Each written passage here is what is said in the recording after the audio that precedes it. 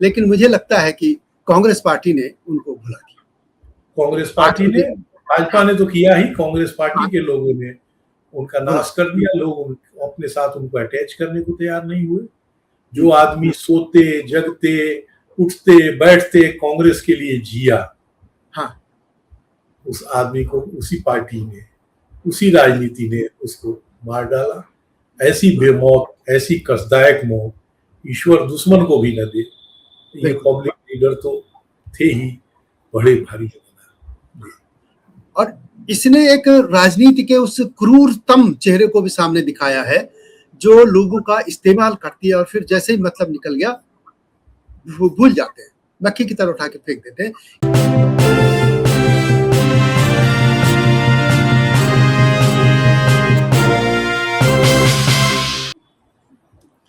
दिल्ली के जनाधार वाले नेताओं में गिने जाने वाले सज्जन कुमार अब नहीं रहे। लंबे समय से वे जेल में थे और गजब की बात देखिए कि उनको इलाज के लिए भी अदालत ने छुट्टी नहीं दी। कैसे कैसे क्रिमिनल को छुट्टी दे दी गई, लेकिन अदालतें सुनने को तैयार नहीं थी। ऐसा व्यक्ति, ठीक है आरोप जो थे, लेकिन यदि हम कार्यकर्ताओं की बात करें, कार्यकर्ताओं से मिलते थे और हर साल लगभग 30 साल तक पत्रकारों से हर साल मिलन कार्यक्रम करते हैं और बहुत से ऐसे मामले हैं।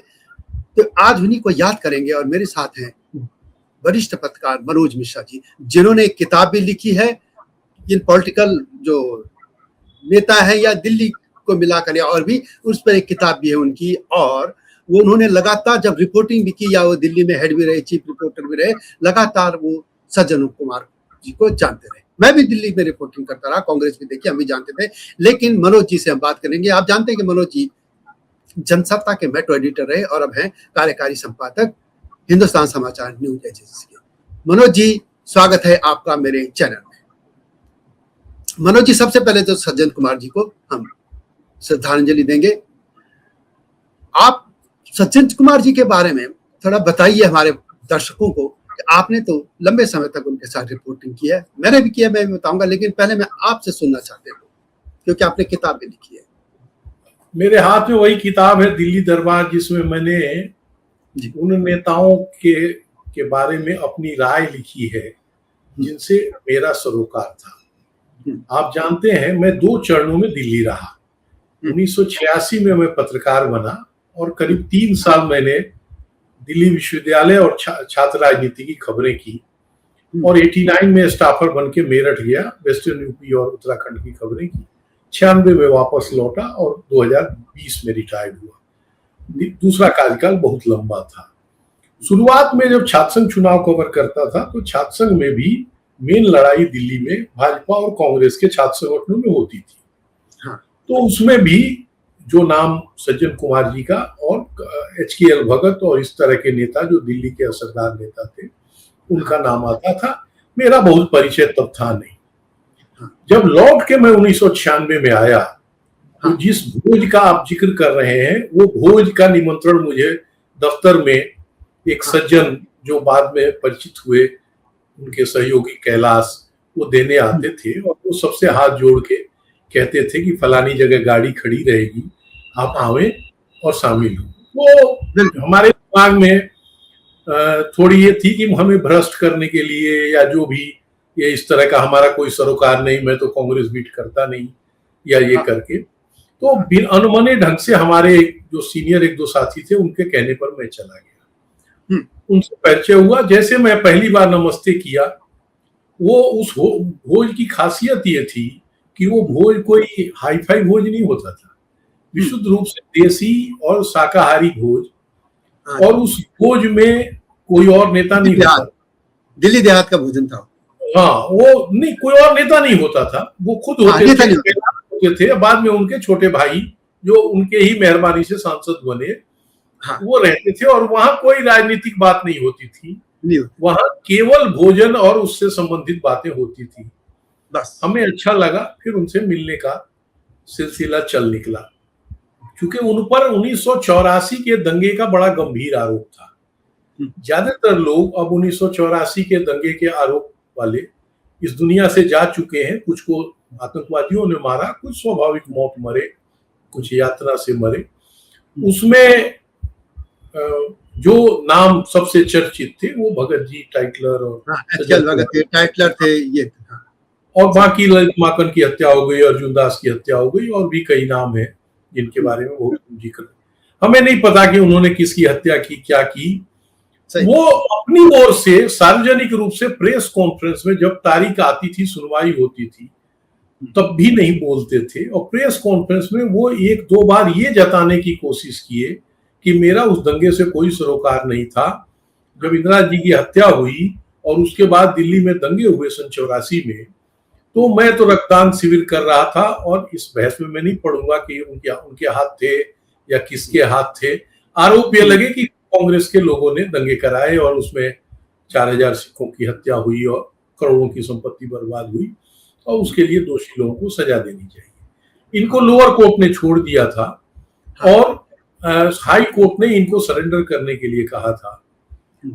मैं इस व्यक्ति के बारे में अनंत किस्सा याद रखता हूँ। उस आदमी को जिस तरह की गति उनकी हुई है, कल यानी 20 अगस्त को उनका निधन हुआ है सफदरजंग अस्पताल में।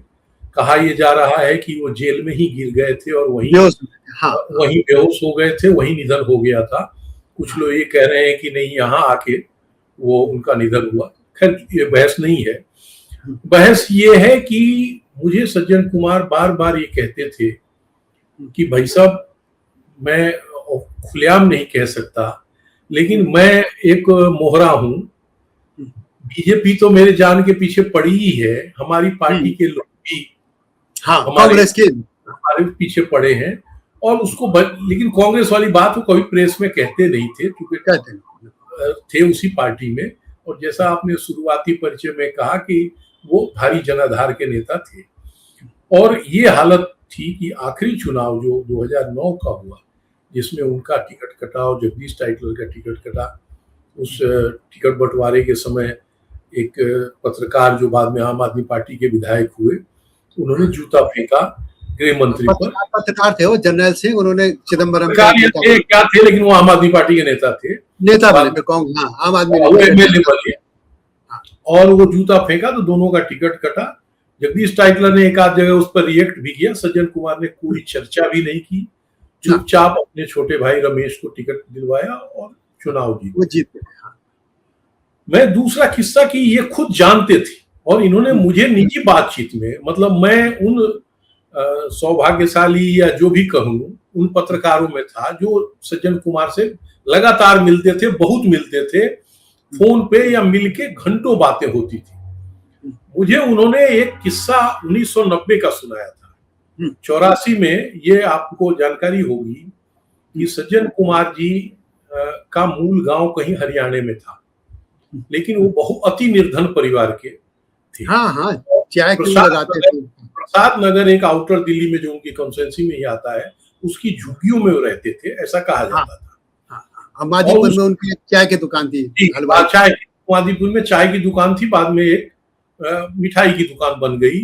और भगत जी, हरकिशन लाल भगत, जो दूसरे दिग्गज थे दिल्ली के, उन्होंने इनको राजनीति में ले आए, और 35 ये पहली बार कॉर्पोरेटर बने नांगलोई से 77 में, और 1980 में ये पहली बार सांसद बने, और सांसद भी छोटे मोटे व्यक्ति को नहीं हरा के, जो दिल्ली के एक बड़े दिग्गज नेता थे चौधरी ब्रह्म प्रकाश, पहले मुख्यमंत्री वो 35 साल की उम्र में हरा के ये सांसद बने। उसके बाद इनकी आत्मीयता इंदिरा गांधी के परिवार में हुई, सज्जन कुमार, ये संजय गांधी और बाकी लोगों से हुई, और 84 दंगे के बाद फिर इनका कभी टिकट कटा, कभी मिला, एक दो बार हारे भी, लेकिन ज्यादातर ये चुनाव जीते। मुझे ये कहते थे कि, मैंने कहा कि आप को तो कहते थे कि मैं, मुझे जो अपना अंदाजा है वो ये है कि जब भी मैं जेल जाऊंगा, अगर जेल गया तो मुझे वो कोई ना कोई बहाना करके छोड़ेंगे नहीं, और फिर वो मैं वहीं मेरा अंत होगा। तो ये साबित हुआ। वो एक किस्सा बताते हैं, उनकी लोकप्रियता का किस्सा मैं आपको बताऊं। 1990 में वो मादीपुर में जहां वो रहते हैं, उन्होंने एक जनता फ्लैट को के 2 कमरों को तोड़ के और उसको एक बड़ा ड्राइंग रूम बनाया है। उनका और रमेश जी का परिवार रहता है, जो उनके छोटे भाई हैं। कह रहे हैं सवेरे सवेरे मंगल का दिन था, मैं सवेरे सवेरे नहा के पूजा करने जा रहा था, अचानक घर में घंटी बजी और 5-6 लोग मेरे घर में आए। उन्होंने कहा हम सीबीआई से हैं और आपको गिरफ्तार करने आए हैं। तो मैं तौलिया बांधे पूजा करने जा रहा था, तो मैंने छोटे भाई की पत्नी को आवाज लगाई। हमने कहा कि इन लोगों को जरा चाय पानी दो, और उनसे मैंने कहा, निवेदन किया कि मैं भगवान का पूजा करने जा रहा हूँ, आप लोग बैठे चाय पिए, फिर आपके हम साथ चलेंगे। बोले उस जमाने में मोबाइल होता नहीं था। मैं दूसरे कमरे में लैंडलाइन से 2 मैंने फोन किए, एक अपने वकील आनंद जी को, आर.के. आनंद को, और दूसरा फोन एच.के.एल. भगत जी को। तो आर.के. आनंद ने कहा कि किसी तरह से जाना नहीं, क्योंकि तुम जाओगे तो तुम्हें जमानत नहीं लेने देंगे। और भगत जी ने हमारे इलाके में फोन कर दिया। बोले मैं जितने देर में हनुमान चालीसा का पाठ करूं, मुझे 15 मिनट लगे होंगे, 15 या 20 मिनट। मैं नीचे इतना शोर सुना तो मैं दिमाग घबरा गया, हुआ क्या? बोले मैं ऊपर से झांक के देखा तो खाली आदमी ही दिख रहा था, सिर का सिर, और तमाम सीबीआई के लोगों की गाड़ियां उल्टी पड़ी थी, लोग आग लगाने को तैयार।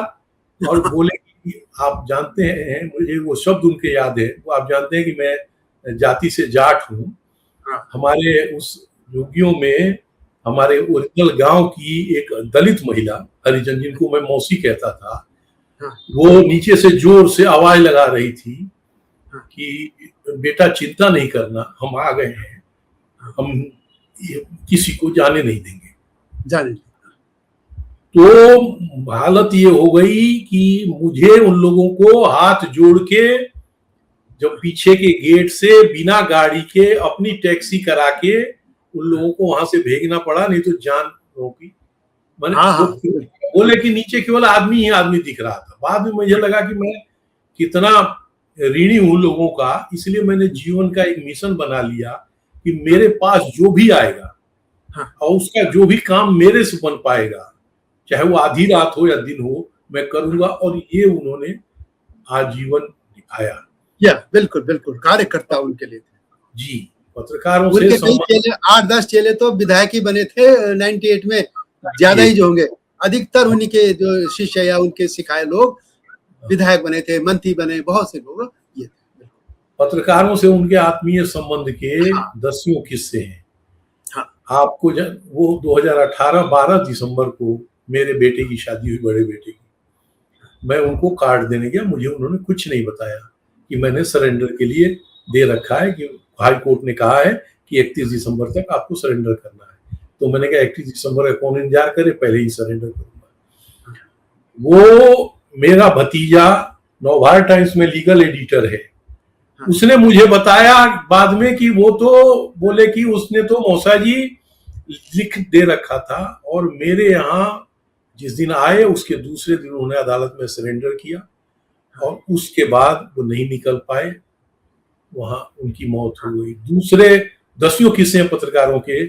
दूसरा किस्सा, हमारे एक मित्र हैं, सगे भाई जैसे, नवभारत टाइम्स में स्थानीय संपादक हैं, दिलवर गोठी की बिटिया की शादी थी।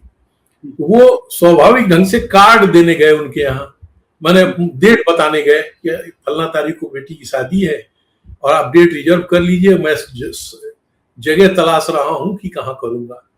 तो उन्होंने कहा कि अरे हद हो गई, आपने मुझे बताया नहीं। और वो 15 अशोक रोड पर आखिरी बार जो सांसद बने तो वहां रहते थे। उन्होंने कहा अगर आपको ये छोटा न पड़ रहा हो तो आप यहाँ करें, मुझे खुशी होगी। और उस शादी वहां हुई ही नहीं, उस शादी में सज्जन कुमार इस तरह से व्यवहार कर रहे थे जैसे वो दिलवर जी की बिटिया की शादी नहीं है, वो खुद उनकी बिटिया की शादी है। और वो खड़ा होके एक तीसरा कुछ किस्सा सुना के फिर आप अपना सवाल करिएगा तो और दूसरी चीजें बताऊंगा। मेरा एक और भतीजा है जो नवभारत एनडीटीवी में बड़े पद पर है, हिमांशु। वो 2004 में जब एमपी बने थे, उसके थोड़े दिन बाद उनका दोबारा जांच शुरू हो गई थी 84 की। और उसी दौरान मेनका गांधी के सुपुत्र वरुण गांधी का बीजेपी से झगड़ा शुरू हो गया था। कोई बयान उल्टा आ गया था। संयोग से 15 अशोक रोड के ठीक सामने मेनका गांधी की कोठी है।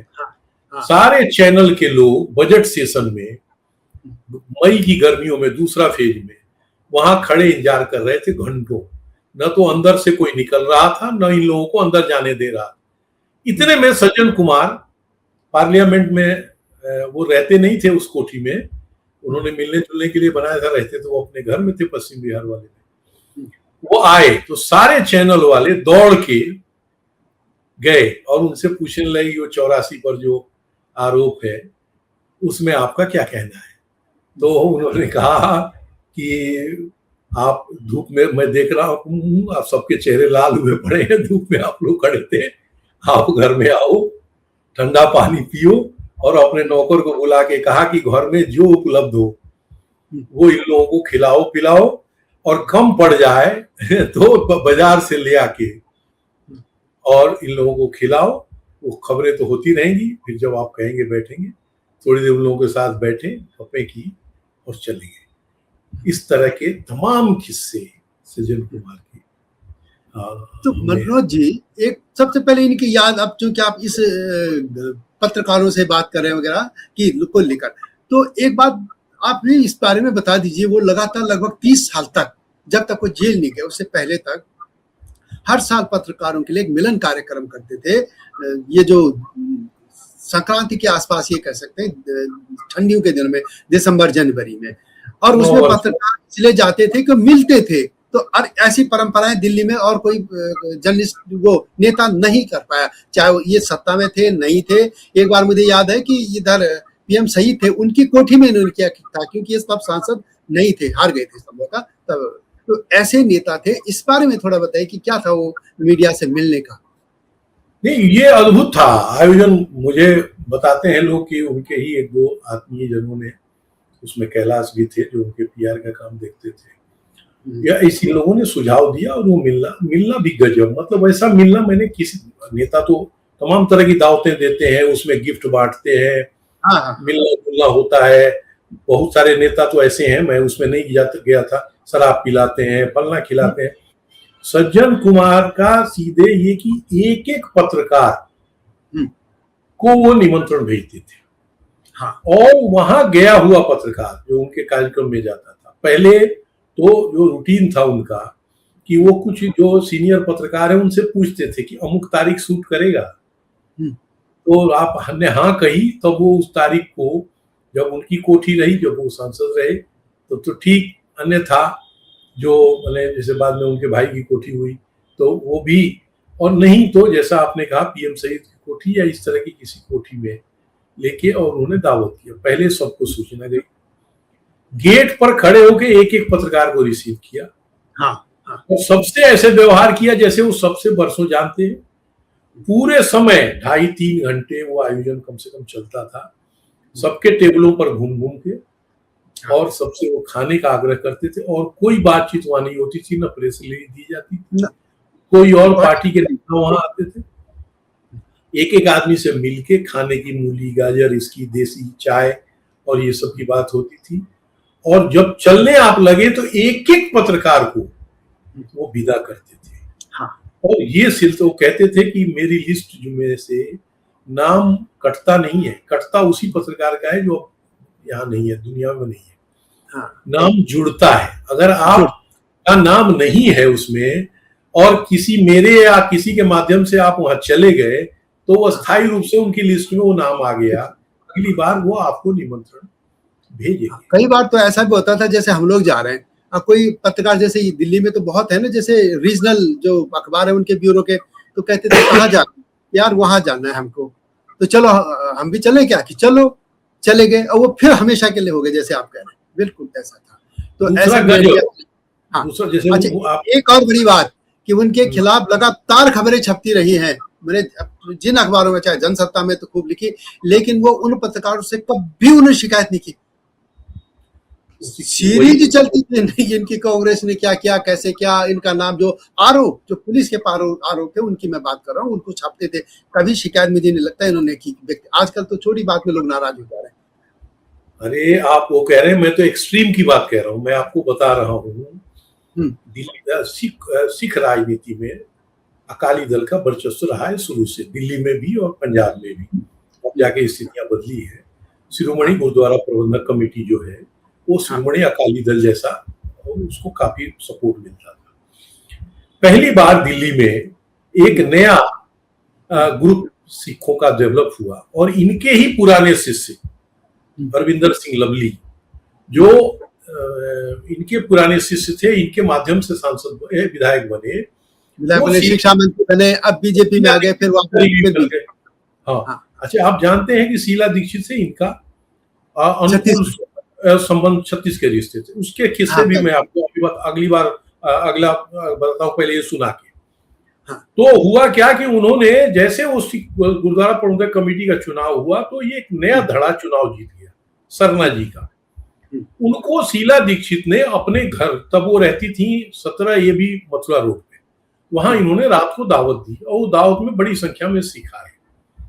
मेरे एक सीनियर, उम्र में सीनियर थे लेकिन थे मेरे साथ ही, मैं चीफ रिपोर्टर था, राजेश नायक जी, उनको मैंने भेजा कि वहां जाके देख आइए कि नोन कौन कौन लोग हैं, बाकी खबर तो अपन बना ही लेंगे। और वो खबर बनी संयोग से, और वो खबर की हेडिंग ये डल गई कि अब 84 के आरोपियों से कांग्रेस की दूरी बढ़ेगी। अच्छा, सामान्य ढंग से ये खबर छपी। उस समय सज्जन कुमार जी कहीं बाद में एकदम वो धार्मिक हो गए थे इन सब तनावों से, तो कहीं धार्मिक यात्रा पर थे, कई दिन बाद लौटे और मुझे फोन करके उन्होंने बुला भला खूब कहा। और वो शीला दीक्षित की आलोचना, मेरी आलोचना नहीं, उनको यह था कि शीला दीक्षित ने वो खबर कराई है। जो जानते थे कि शीला दीक्षित से भी मेरी बहुत आत्मीयता है। मैंने बजाय जवाब सवाल करने का, मैंने उनसे कहा कि आप भेज दीजिएगा खंडन, मैं खंडन छाप दूंगा। बात खत्म हो गई, टेलीफोन कट हो गया। थोड़े देर 10 मिनट बाद उनका फोन आया, जो आप कह रहे हैं उनका स्वभाव। बोले भाई साहब, और हंसते हुए उन्होंने कहा कि भाई साहब जो हो गया सो हो गया, आप मेरा खंडन छाप के और फिर मेरे से परमानेंट दुश्मनी रखिएगा, और ये मुझे बर्दाश्त नहीं है, आपसे मैं सब खराब करना एक खबर के चलते। इसलिए बस हाथ जोड़ के ये कहता हूं कि आगे के लिए ध्यान रखिएगा। हिमालय पे पेड़ हो तो गीत गाएंगी नदियाँ, गीत गाएंगी नदियाँ। पेड़ों पे चिड़िया है तो गीत गाएंगी नदियाँ, पेड़ों पे चिड़िया है तो गीत गाएंगी नदियाँ। माँ की लोरी जैसे होते हैं नदियों के गीत।